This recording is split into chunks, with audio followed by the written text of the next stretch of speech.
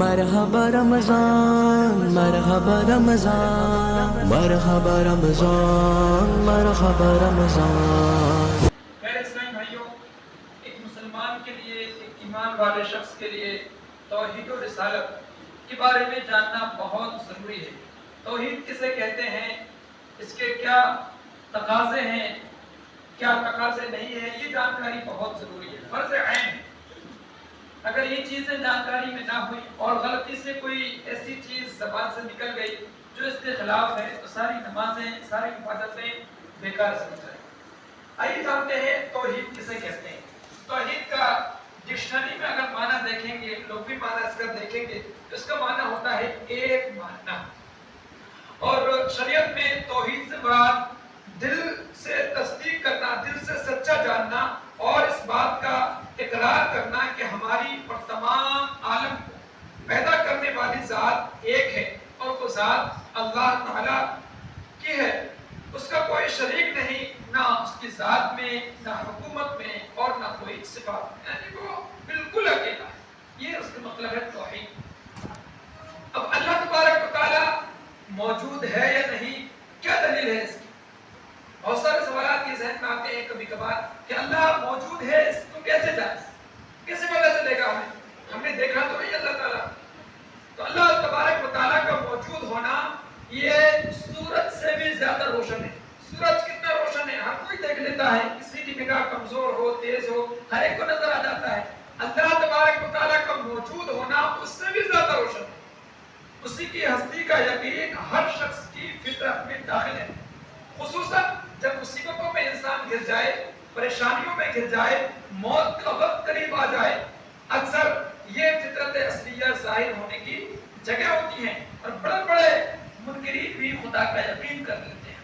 جب بہت بڑا حکومت کا مالک دیکھتا ہے اس کے سامنے جوان بیٹا تڑپ رہا ہے، آخری وقت میں روح نکلنے والی ہے، سارے ڈاکٹر جواب دے چکے ہیں، دنیا کی ساری سائنسی ترقیاں پھیل ہو چکی ہیں اس کے سامنے، اسے اس وقت یقین ہوتا ہے کہ نہیں، خدا موجود ہے۔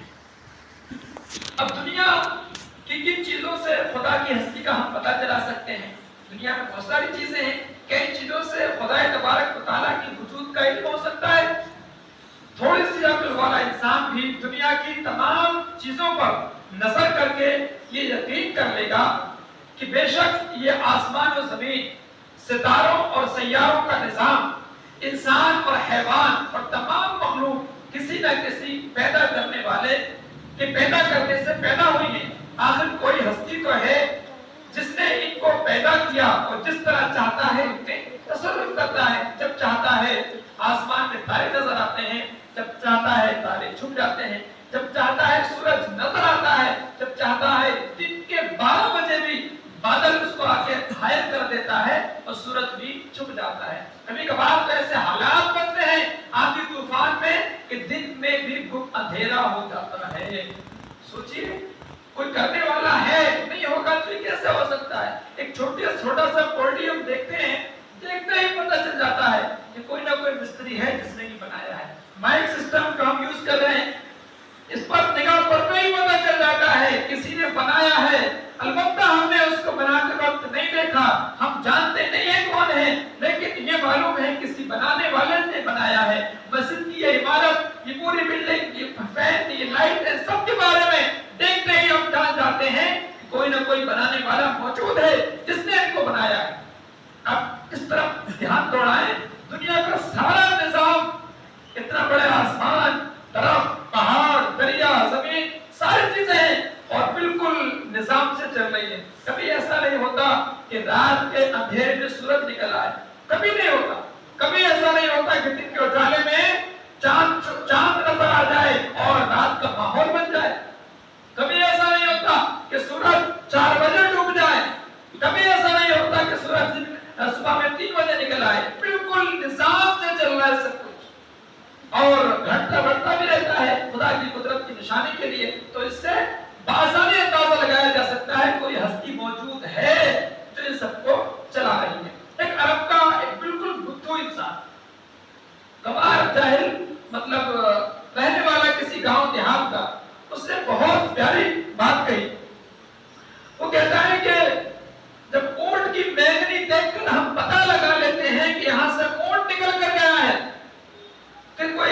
ہمیں قدموں کے نشان ملتے ہیں کسی کے تو اس سے ہمیں اندازہ ہو جاتا ہے کوئی گزرنے والا گیا ہے. ان چیزوں سے جب ہم اونٹ کا گزرنے والے کا پتہ چلا سکتے ہیں تو یہ برجوں والا آسمان کشادہ راستوں والی زمین دیکھ کر ہمیں خدا کے وجود کا یقین ہو جاتا ہے. پیارے اسلامی بھائیوں، جس طرح کے قدم کے نشان بغیر چلنے والے کے نہیں ہو سکتے، جس طرح کے اونٹ کی بیگنیاں بغیر اونٹ کے نہیں ہو سکتی، اسی طرح یہ کائنات کا نظام بغیر پیدا کرنے والے کے نہیں ہو سکتا.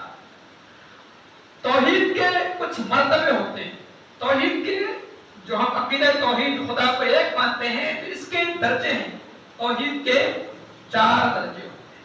پہلا درجہ ہے کہ اللہ پاک کے سوا کسی کو واجب الوجود نہیں جانے. واجب الوجود کا مطلب یعنی وہ ہمیشہ سے موجود ہے، ہمیشہ موجود رہے گا، اور اس کو کسی نے پیدا نہیں کیا ہے، وہ خود سے موجود ہے اور اس کو کوئی فنا نہیں کر سکتا. اور یہ شان صرف ایک ذات کی ہے، اللہ تبارک و تعالیٰ کی. اس کے علاوہ کوئی بھی، چاہے وہ نبی ہو، چاہے ولی ہو، عام انسان کوئی بھی ہو، حتیٰ کہ فرشتے اور جنات بھی، یہ ہمیشہ سے نہیں ہے اور نہ ہی ہمیشہ رہیں گے. صرف ایک خدا کی ذات ہے جو ہمیشہ رہے گی. توحید کا پہلا مرتبہ یہ ہے کہ اللہ کو ایک کو صرف واجب الوجود جاننا. دوسرا درجہ ہے تمام روحانی اور مادی چیزوں کا خالق اللہ تبارک و تعالیٰ ہی کو ماننا. روحانی جو ہمیں نظر نہیں آتی، دل کی کیفیات ہیں، حسد ہے، جلن ہے، اچھائی ہے، برائی ہے، یہ روحانی چیزیں ہیں. مادی چیزیں جو سامنے نظر آتی ہیں، ہمارے جسم کا یہ حیولہ ہے، کبھی ہم چھوٹے تھے پیدا ہوئے تھے، پھر بڑے ہوئے، بڑے ہوتے چلے جا رہے ہیں، ایک وقت آئے گا پھر چھوٹے ہوتے چلے جائیں گے، قبر میں پہنچ جائیں گے. تو یہ تمام چیزوں کا پیدا کرنے والا صرف اور صرف اللہ ہے. اس میں کوئی شریک نہیں خدا تبارک و تعالیٰ کا. دوسرا درجہ ہے یہ توحید کا کہ تمام مادی اور روحانی چیزوں کا خالق صرف ایک خدا کو ماننا. تیسرا درجہ ہے آسمان اور زمین اور ان کے درمیان کی چیزوں کی جتنی بھی چیزیں سامنے نظر آتی ہیں، سب کے سب میں تصرف کا اختیار صرف اللہ تعالیٰ کو ہے. ہوائیں چلتی ہیں، بارش نازل ہوتی ہے، سورج نکلتا ہے، زمین پہ کبھی زلزلہ آتا ہے، کبھی رکی رہتی ہے، بہت ساری چیزیں، سب کے سب صرف اور صرف خدا کے حکم سے ہوتا ہے. اگر خدا نہ چاہے تو پتا بھی نہیں ہل سکتا. یہ جو فرشتوں کی ڈیوٹیاں لگائی ہوئی ہیں، یہ خدا تبارک و تعالیٰ کے حکم سے ایسا ہوتا ہے. اللہ نہ چاہے تو یہ پتا بھی نہیں ہل سکتا. یہ تیسرا درجہ ہے. چوتھا درجہ ہے اللہ پاک کے سوا کسی کو مستحق عبادت نہیں سمجھنا. یعنی عبادت کا حقدار، عبادت کا مستحق صرف اور صرف اللہ ہے. کوئی بھی کتنی بڑی طاقت کا مالک ہو، کوئی عبادت کا مستحق نہیں ہو سکتا. تو یہ 4 درجے ہیں توحید کے. ان میں بالکل بھی شائبہ نہیں ہونا چاہیے، شک و شبہ نہیں ہونا چاہیے. پہلا کہ واجب الوجود صرف ایک اللہ، تمام روحانی مادی چیزوں کا خالق یعنی پیدا کرنے والا صرف ایک اللہ. زمین و آسمان سے لے کر جتنی بھی چیزیں چل رہی ہیں سب میں تصرف کا اختیار صرف ایک اللہ کو ہے. چوتھا درجہ ہے کہ اللہ تبارک و تعالیٰ کے سوا کوئی اور عبادت کا مستحق نہیں ہو سکتا. اللہ تبارک و تعالیٰ کے نام، اللہ کے ذاتی نام ہیں، کچھ صفاتی نام ہیں. ذاتی نام اللہ کا صرف ایک ہے، وہ اللہ. اس کے علاوہ جو صفات ہیں جن سے اس کی ذات کا پتہ چلتا ہے اس کو ہم اسماء صفات یا صفاتی نام کہتے ہیں. جیسے رحمان ہے، رحیم ہے، خالق ہے، تو یہ اللہ کے صفاتی نام ہیں. اب نام کتنے ہیں؟ تو اللہ تبارک و تعالیٰ کے صفاتی نام بہت زیادہ ہیں. حدیث پاک میں ہے کہ اللہ کریم کے 99 نام جس کسی شخص نے یاد کر لیے وہ جنت کا حقدار ہو گیا. تو اللہ تبارک و تعالیٰ کے صفاتی نام بہت زیادہ ہیں. اچھا ایک چیز اور کہ کیا اللہ تبارک و تعالیٰ کے نام جو قرآن اور حدیث میں آئے ہیں ان کے علاوہ بھی کسی نام سے اللہ کو ہم پکار سکتے ہیں؟ تو ایسا نہیں کر سکتے. خدا تبارک و تعالیٰ کا جو نام قرآن میں حدیث میں آیا ہے صرف ہم وہی پکار سکتے ہیں. اس کے علاوہ کوئی دوسرا نام پکارنا جائز نہیں ہے. دوسری قوموں میں جو نام کچھ مقرر ہیں، پرماتما، ایشور وغیرہ کے الفاظ، یہ سب بہت چھوٹے الفاظ ہیں، ان سے خدا کی ذات کا مکمل طور پر اظہار نہیں ہوتا، لہذا ان کو بولنے سے خدا کی شان میں توہین لازم آتی ہے، جو کہ بولنا جائز نہیں ہو سکتا۔ بہت سے ہمارے پڑھے لکھے اسلامی بھائی وہ کہتے ہیں مطلب تو ایک ہی ہے، چاہے ہندی میں بول لیں، چاہے انگلش میں بول لیں، چاہے اردو میں بول لیں، معنی تو ایک ہی ہے۔ نہیں جناب، ایک نہیں ہے۔ ہندی کے جو الفاظ ہیں جن سے خدا کو پکارا جاتا ہے، ان کا جو معنی ہے بہت چھوٹا ہے۔ اسی طرح انگلش میں گاڈ یا گاڈس جو کہتے ہیں، اس کا معنی اتنا زیادہ وسیع نہیں ہے جتنی اللہ تبارک و تعالیٰ کی ذات کے اظہار کی ضرورت ہے۔ صرف اللہ، یہ اللہ تبارک و تعالیٰ کو پکارنے کے لیے صفاتی نام رحمان رحیم یا جو بھی قرآن و حدیث میں آئے ہیں، صرف وہی الفاظ پکار سکتے ہیں، اس کے علاوہ دوسرے کسی بھی لفظ سے اللہ تبارک و تعالیٰ کو نہیں پکار سکتے۔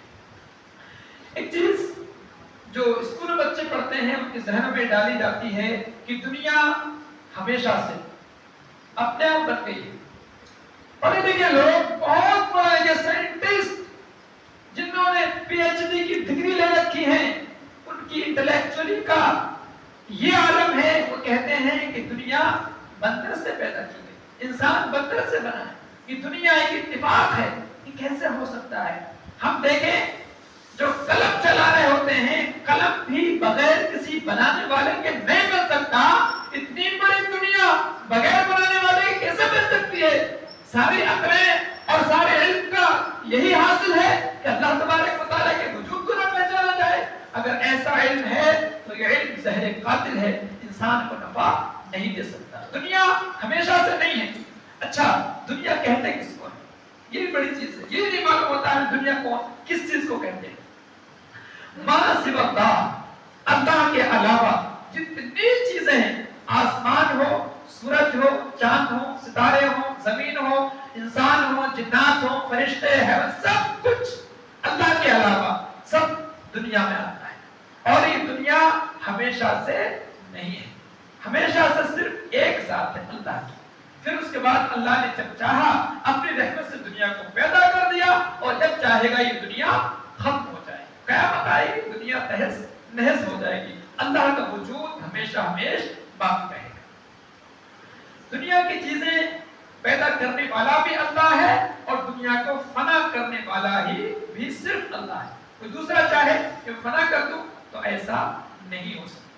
بہت سے لوگوں نے کوششیں کی کہ ہم دنیا کو ختم کر دیں، ایٹم بم بنا دیے، ہیروشیما کو کس طرح سے اڑا دیا گیا، ساکی ناکا کو کس طرح سے برباد کیا گیا، مگر یہ لوگ دنیا کو برباد نہیں کر سکتے۔ ہو سکتا ہے دنیا کے حصے کو کسی طرح سے پریشان کر دیں، لیکن دنیا کو ختم نہیں کیا جا سکتا۔ دنیا ختم خدا کے حکم سے، جب اللہ چاہے گا ساری دنیا لگ جائے کہ قیامت نہ آئے، کوئی بھی نہیں روک سکتا۔ یہ اللہ تبارک و تعالیٰ کے حکم سے ہوتا ہے۔ اور دنیا کو پیدا کرنے میں کسی دوسرے کا کوئی حصہ نہیں ہے، پوری دنیا کو صرف اور صرف اللہ وحدہ لا شریک نے پیدا کرنا ہے۔ یہ جو انسان پیدا ہوتے ہیں ماں کی پیٹ سے، جانور پیدا ہوتے ہیں ماں کے پیٹ سے، تو یہ اللہ تبارک و تعالیٰ کے حکم سے ہی ایسا ہوتا ہے، خدا کے حکم کے بغیر کچھ نہیں ہو سکتا۔ اس لیے کہ اللہ تبارک و تعالیٰ نہ چاہے تو ہم دیکھتے ہیں میاں بیوی کو 90 سال گزر جاتے ہیں، ایک بچہ پیدا نہیں ہوتا، 20 سال گزر جاتے ہیں، بہت بڑے حکیموں پر، ڈاکٹروں پر کہاں کے چکر لگا لیتے رہتے ہیں، کوئی اولاد نہیں ملتی۔ اللہ چاہتا ہے جنگلوں میں رہنے والے لوگوں کے یہاں بھی اولاد کی قطاریں لگ جاتی ہیں۔ یہ صرف اللہ کے حکم سے ہوتا ہے۔ پوری دنیا کو پیدا کرنے والا صرف اللہ ہے، جس میں کسی طرح کا کسی کا کوئی بھی حصہ نہیں ہے۔ ماں باپ ایک بچے کے لیے بہت بڑے رحم کا مظہر ہوتے ہیں۔ ماں باپ سے زیادہ بچوں کے لیے کوئی مہربان نہیں ہو سکتا۔ بچہ کتنا بھی بدصورت ہو، ماں باپ کے لیے دنیا میں سب سے خوبصورت ہوتا ہے۔ لیکن ایک ذات ایسی ہے جو ماں باپ سے بھی زیادہ انسانوں سے محبت کرتی ہے، انسانوں پر رحمت کی برسات نازل کرتی ہے، اور وہ ذات وہ ہے جس نے ماں باپ کو بھی پیدا کیا ہے، وہ اللہ کی ذات ہے۔ ماں باپ سے بھی زیادہ بڑھ کر مہربان ہے بندوں کے ساتھ۔ اسی طرح پیارے اسلامی بھائیوں، دنیا میں دین کے نام پر بہت سارے ٹکڑے بنے ہوئے ہیں.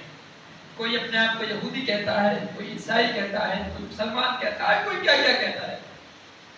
تو کیا ان کے یہاں بھی یہی کنسپٹ ہے, یہی تصور ہے خدا کا جو ہمارے یہاں ہے؟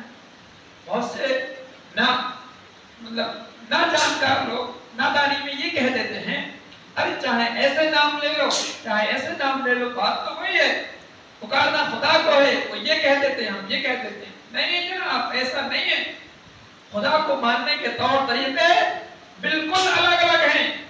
نام لے لو یہودیوں کا, تو یہودی حضرت عزیر علیہ السلام یہ اللہ کے نبی ہیں, ان کو خدا کا بیٹا مانتے ہیں. اور خدا کا بیٹا جس نے مانا اس نے خدا کی شان میں توحید کی. جو خدا کی شان میں توحید کرے گا, نہ دنیا میں اس کا کوئی ٹھکانہ ہے اور نہ آخرت میں اس کا کوئی ٹھکانہ ہے.